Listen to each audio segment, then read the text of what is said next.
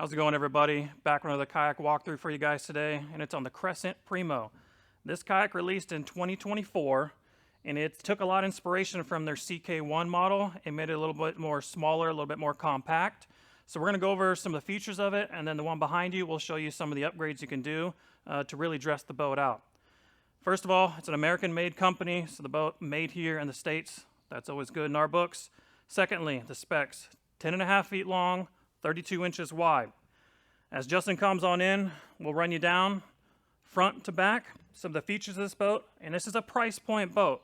So this boat comes in at $699. Very, very good for an American-made boat.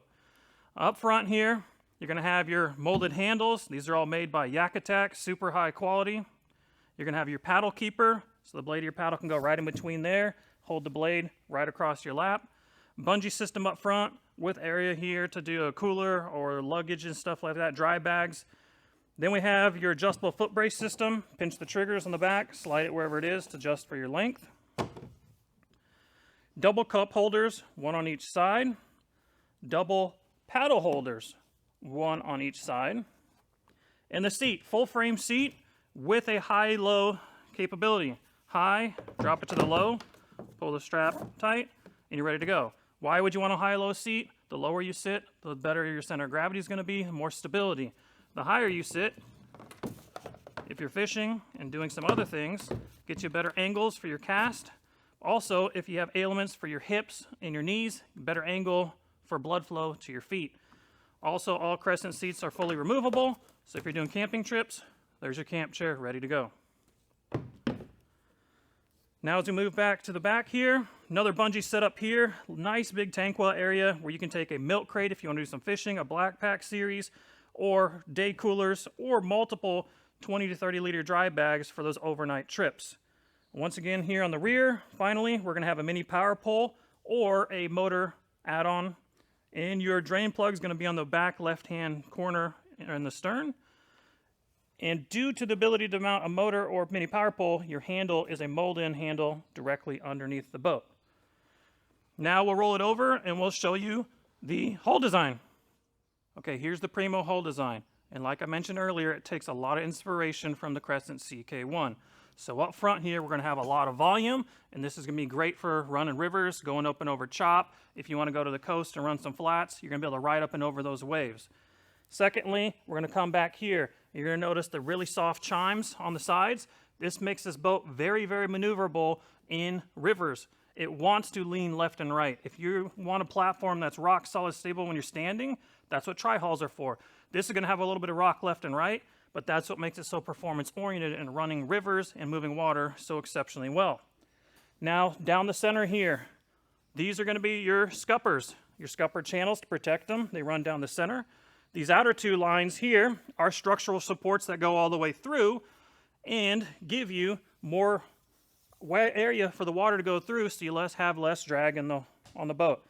Then this is your keel line all the way down the center. They keep it flush and tight to the boat so you don't get caught up in rocks, eliminate drag. And it only starts to protrude here on the last quarter of the boat, coming out making it very minimal to help with your tracking. This hull design is super, super river friendly. Can you take it to the lake? Can you take it to the coast? Absolutely. It's very versatile. But if you want an awesome river running platform and you want a small compact boat, 100% the Primo is one to look at.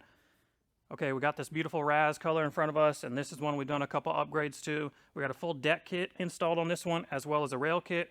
As Justin comes on in, we'll show you these installs. And these are things you can add to your base Primo at any time, right up front when you purchase it. 6 months down the road, you can do it yourself if you so desire.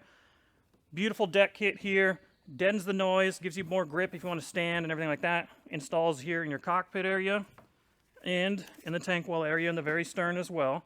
Also, then we added these big rail systems right up front on both sides of the cockpit area. And this gives you the ability to add camera mounts, rod holders, any type of accessories that you want.